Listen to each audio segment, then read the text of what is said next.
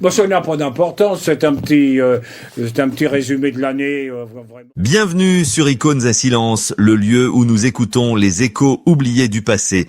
Le 29 juillet 2007, la France entière s'est drapée dans un voile de deuil silencieux lorsque la nouvelle est tombée annonçant que Michel Serrault avait rendu son dernier soupir. Pour des millions de spectateurs, il restera à jamais cet homme qui a fait rire la planète entière, l'incarnation inoubliable de Zaza Napoli dans La cage aux folles.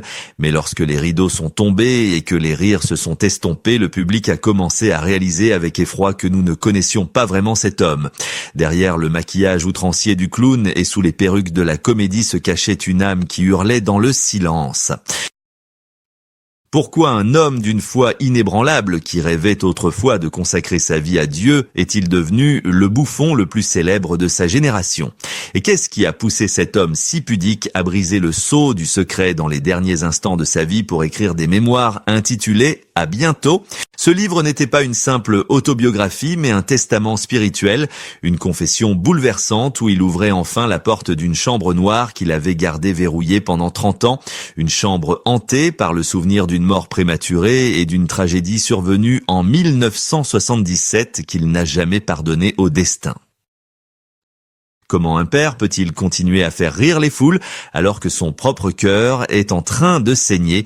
Qui a obligé cet homme à porter le masque de la joie alors qu'il se tenait au bord du gouffre émotionnel?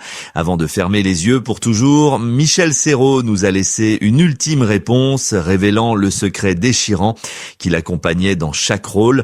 Mais pour comprendre l'ampleur de ce drame, il nous faut remonter le temps, revenir à l'époque où Michel n'était pas encore une légende, mais un jeune homme dont le rêve de sainteté fut brutalement rejeté par l'Église. C'est ici que tout commence, non pas sous les projecteurs, mais par un refus divin qui allait changer son destin à jamais. Il est ironique de penser que le destin de l'un des plus grands comédiens français s'est joué non pas sur les planches d'un théâtre, mais dans le silence austère d'un séminaire religieux. Jeune homme Michel Serrault n'aspirait qu'à une seule chose, servir Dieu et porter la soutane, mais il semble que le ciel avait d'autres projets pour lui, car ses supérieurs lui ont gentiment indiqué la porte de sortie, en lui disant que sa place n'était pas à l'autel, mais ailleurs, là où il pourrait faire rire ses frères humains. C'est ainsi qu'avec une foi intacte mais une vocation brisée, il s'est tourné vers le spectacle et a transformé la scène en son nouveau sanctuaire.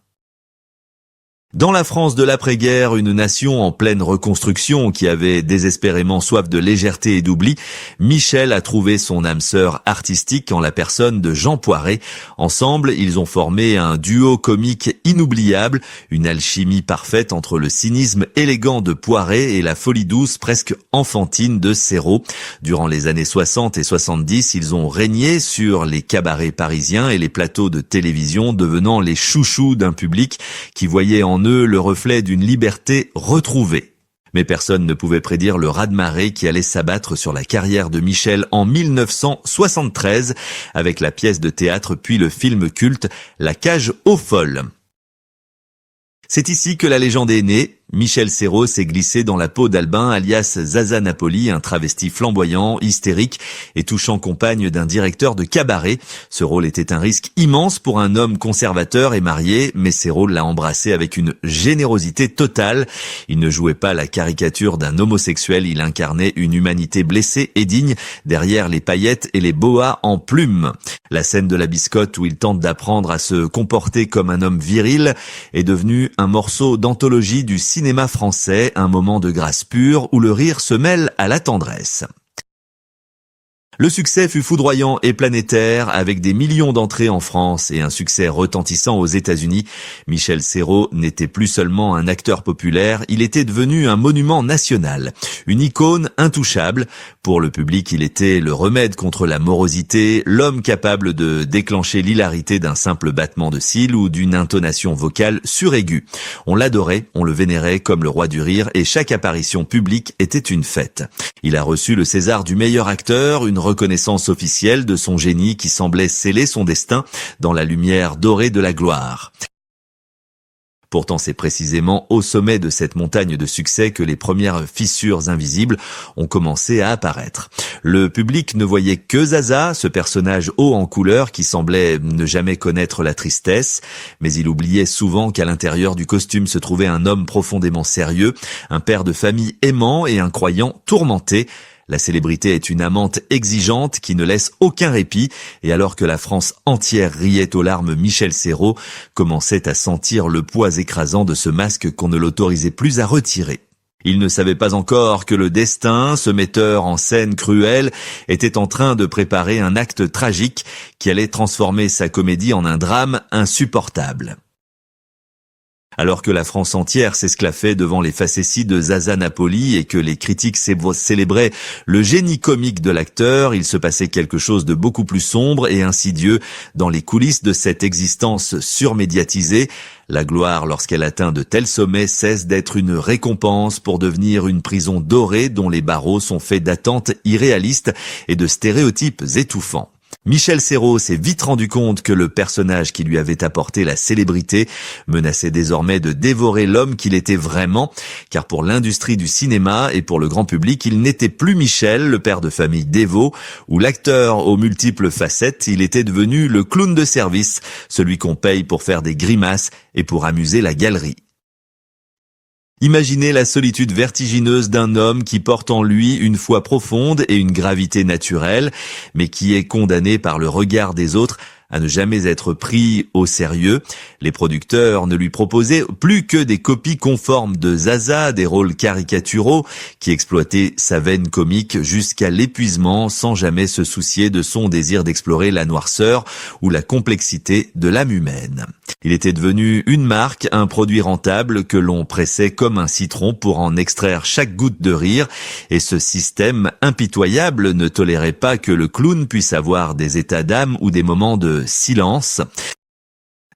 Derrière les sourires de façade lors des interviews et les pitreries sur les plateaux de télévision, Michel Serrault commençait à ressentir le poids d'un contrat invisible et cruel qu'il avait signé avec le diable de la renommée. Ce contrat stipulait qu'en échange de l'amour du public, il devait renoncer à une part de sa liberté et accepter que sa vie privée soit scrutée, jugée et parfois envahie. Il vivait dans une tension permanente entre le bruit assourdissant du show business et son besoin viscéral de calme et de prière, se réfugiant souvent dans sa maison de campagne pour tenter de retrouver un semblant de normalité loin des paillettes mensongères de Paris.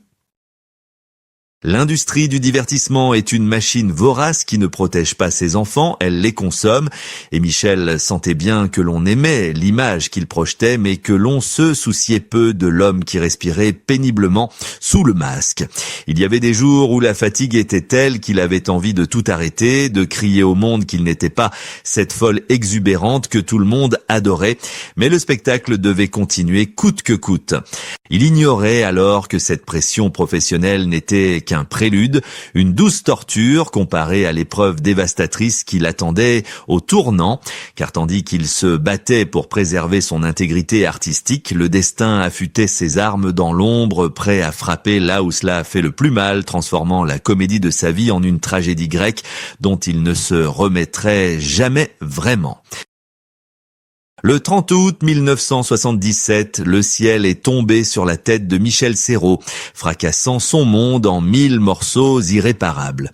Ce jour-là, à Neuilly-sur-Seine, le destin a frappé avec une brutalité inouïe, arrachant à la vie sa fille aînée, Nathalie, âgée de seulement 21 ans, dans un terrible accident de voiture. Pour un père, il n'existe pas de douleur plus atroce. Pas de cauchemar plus sombre que de devoir survivre à son propre enfant, mais pour Michel, cette tragédie intime allait se transformer en un calvaire public d'une cruauté inimaginable.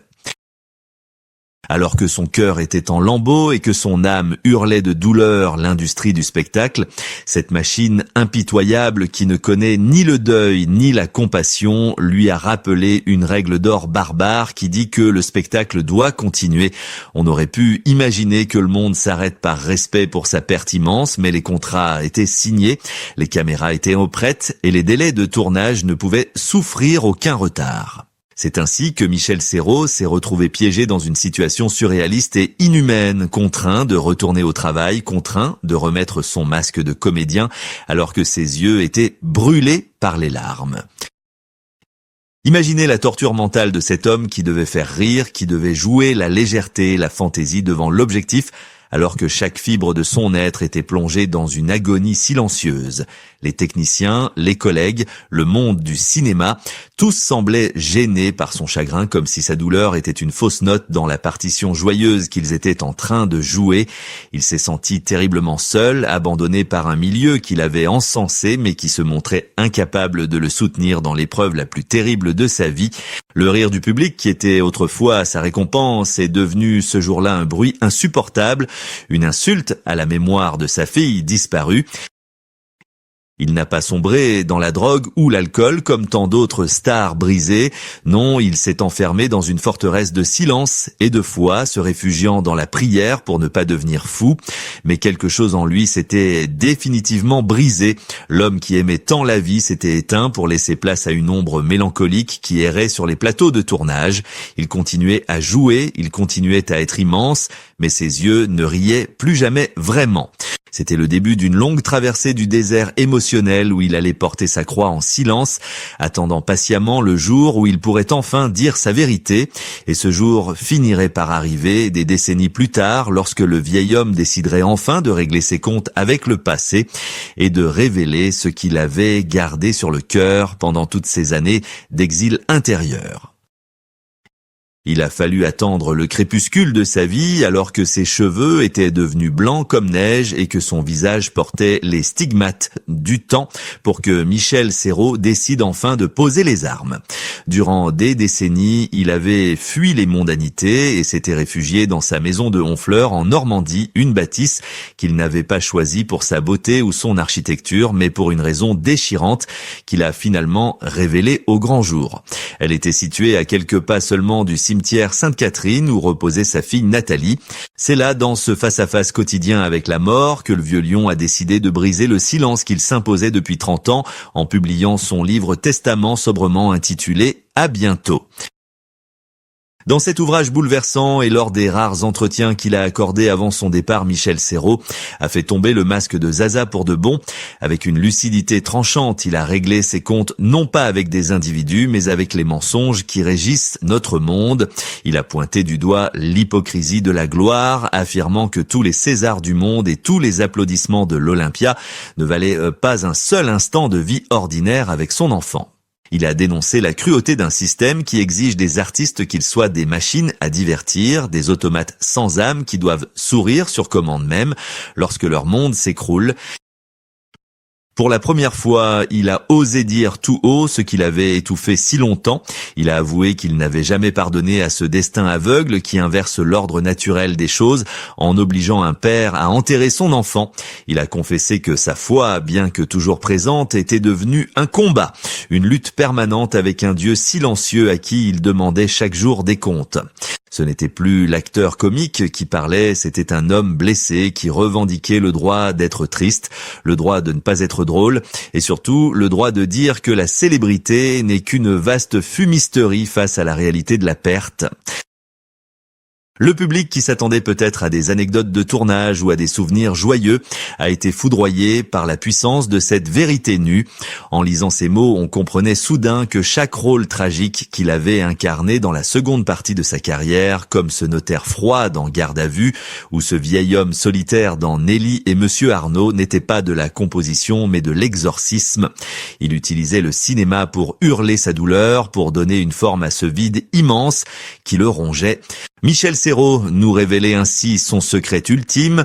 Il ne jouait plus pour la gloire, il jouait pour tuer le temps, pour occuper l'attente insupportable de ses retrouvailles qu'il avait promises à sa fille dans le titre même de son livre.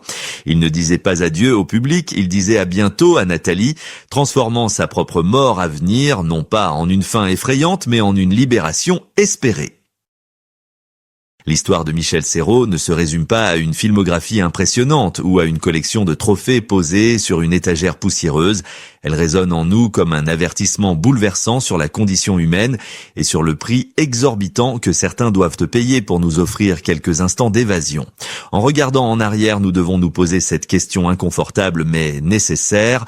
Sommes-nous capables d'aimer nos idoles pour ce qu'elles sont vraiment, ou ne chérissons-nous que l'image plaisante qu'elles nous renvoient ? Avons-nous écouté le silence de l'homme avant que les lumières ne s'éteignent définitivement ? Le parcours de Michel est celui de milliers d'artistes qui, derrière les paillettes et les sourires de commande, dissimulent des cicatrices invisibles que le public refuse souvent de voir. Il nous a appris que le rire le plus bruyant sert souvent à couvrir les sanglots les plus déchirants et que la véritable grandeur d'un homme ne se mesure pas à sa capacité à divertir les foules, mais à sa force de rester debout lorsque tout s'effondre autour de lui. Il ne cherchait pas notre pitié et il n'a jamais voulu être une victime. Il voulait simplement que son histoire soit entendue avec sa propre voix, une voix dépouillée de tout artifice. Aujourd'hui, lorsque nous revoyons ces films, nous ne rions plus de la même manière. Nous voyons désormais la profondeur vertigineuse dans ses yeux, cette lueur mélancolique qui ne l'a jamais quitté. Michel Serrault a quitté la scène non pas comme un acteur qui a fini son rôle, mais comme un père qui a fini d'attendre. Le rideau est tombé pour la dernière fois et le silence qui règne désormais n'est plus lourd de secrets ni de douleur. C'est un silence apaisé. Il a tenu sa promesse, il a rejoint celle qui lui manquait tant. Et nous, spectateurs restés dans l'ombre, nous gardons de lui cette leçon éternelle. Derrière chaque icône, il y a un cœur qui bat et il n'est jamais trop tard pour écouter ce qu'il a à dire. Merci d'avoir partagé ce moment de vérité avec nous sur Icônes à silence. N'oubliez pas que chaque légende a sa part d'ombre et que c'est souvent là que se cache la plus belle des lumières.